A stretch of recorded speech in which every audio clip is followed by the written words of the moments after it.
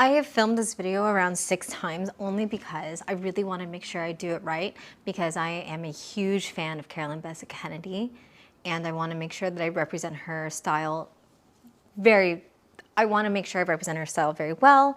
However, I found that every time I made this video, it felt really forced.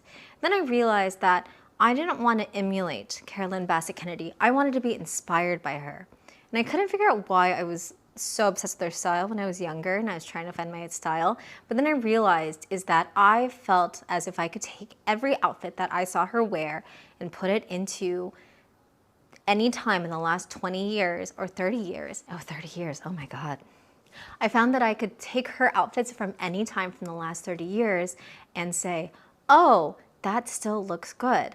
I went shopping with my friend who is one of the most beautiful people on the planet, may I add, and she was going for investment pieces that would look very good, but also something that elevated her a little bit. She wanted to elevate her wardrobe, so her and I went shopping together. We started shopping for pieces, and then we realized what worked for her, what worked for Carolyn Bessette Kennedy didn't work for my friend. So what we did realize did work for her was they're inspired by Carolyn Bessette Kennedy. And I've also realized that I was really inspired by her, but I didn't wear the exact same outfits. There are pieces that she wore that I found very classic. So I did a series on YouTube Shorts of 5 outfits inspired by Carolyn Bessette Kennedy because I decided to dress like her every day for a week. And I learned 2 things. One, she just really invested in things that really fit her body, that were also very functional and beautiful, that she could walk through a city, that she can walk through Manhattan with. And 2, it's a lot of work. It was a lot of work to dress like her because you could tell that she put a lot of time and effort into her wardrobe. And I do believe that you can build that wardrobe, but do it in a way that fits you.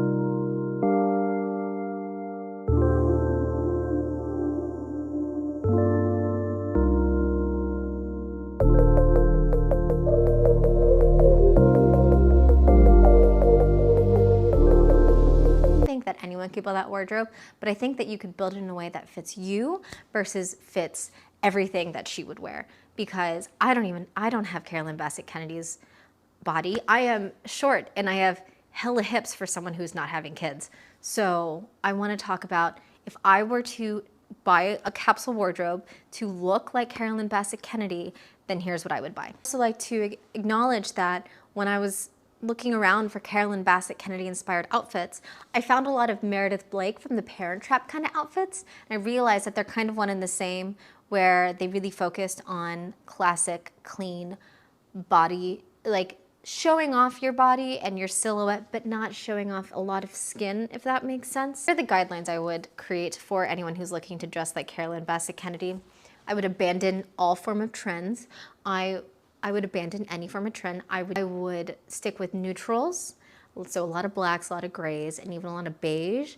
I would make sure that everything was tailored, so I wouldn't wear anything that was too oversized or too baggy. There's some things that she wore that were oversized, but there was a lot of balance. She brought a lot of balance to her wardrobe. The 9 things I would purchase if I were to create a shopping list for someone who's inspired by her: a double-breasted coat. I do a black double-breasted coat. You can see one of the most famous photos of her here. I think that you could actually wear this forever. It's actually something I'm saving up for, is a cashmere and wool version of this, probably by Lulu Studio. I'd say whichever length works for you.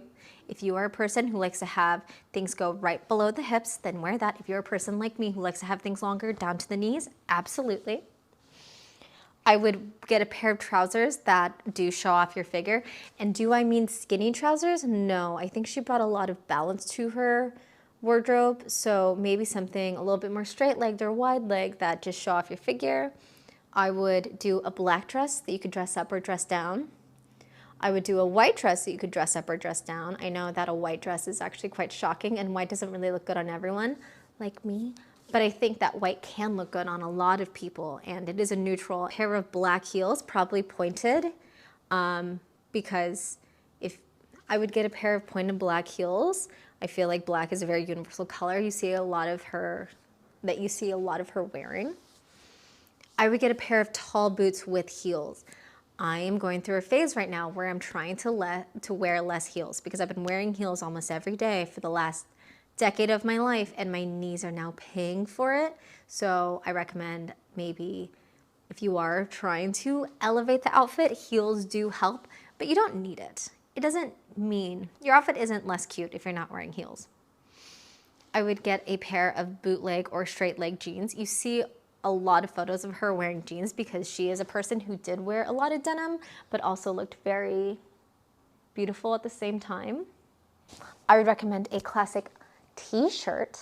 A lot of photos of her just wearing a classic t-shirt or a classic tank top, and it's always black, but that's the thing about her is that everything fit with each other. She wore a ton of black. A classic oversized white button-up. I wouldn't be shocked if the button-up that she stole was actually her husband's. I also feel like if you are someone who's trying to dress like her, you should utilize what you have first. The great thing I found about her style is that pretty much everything in there, that almost all of the outfits that I put together were things I already owned. She had quality pieces that just looked really beautiful, and I really do believe that anyone can accomplish that.